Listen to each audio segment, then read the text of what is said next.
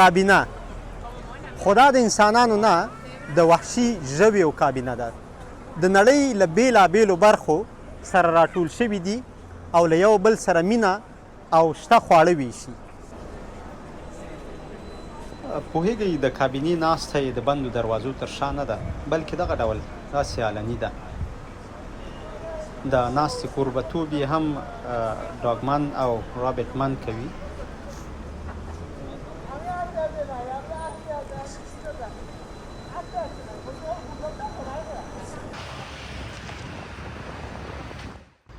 پوهېږئ تر ټولو په زړه پورې دا چې بحث یې د ژوندي پاتې کېدو او ورکېدو پر مخنیوي دی.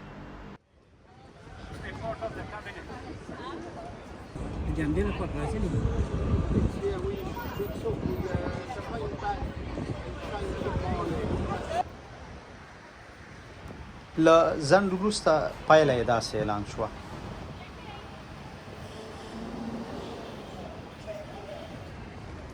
چې له یو بل سره مینه، ساتنه او امنیت او د خوړو شریکولو ته پام.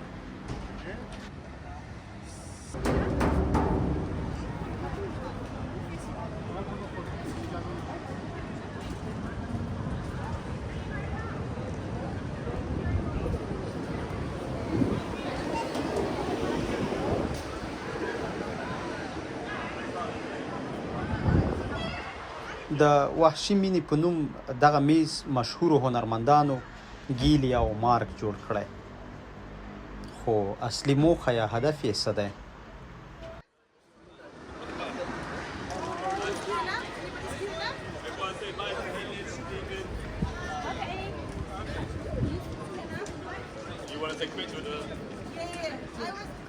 د وروستۍ مینې په نوم دا یو ټولنیز حرکت د هغو ژویو د ورکېدو د مخنیوي په موخه یو پیغام لیږدوي چې د کمسارو حیواناتو ژوند ته پاملرنه وشي.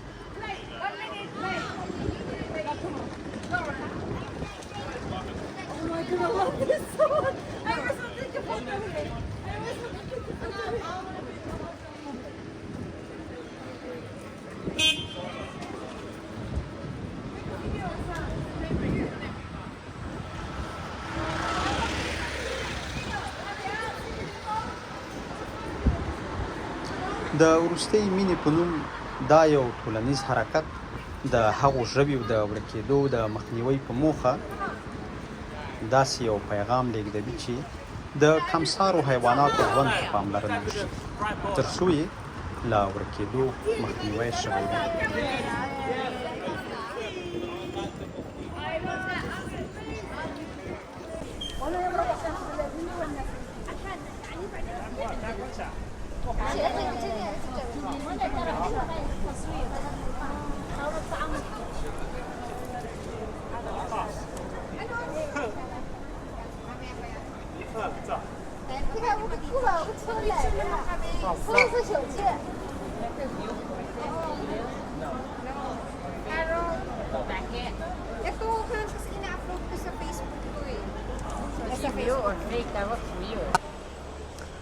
په نړۍ کې دغه ډول د کابینو ناسته تر ډیره زیاته کیږي، خو دا د انسانانو د غونډو یا ناستو په څیر نه ده. په هغې کې ځینې ورانول او ځینې د جوړولو لپاره وي، خو د دوی د خوړو او د مینې د ویشلو ده.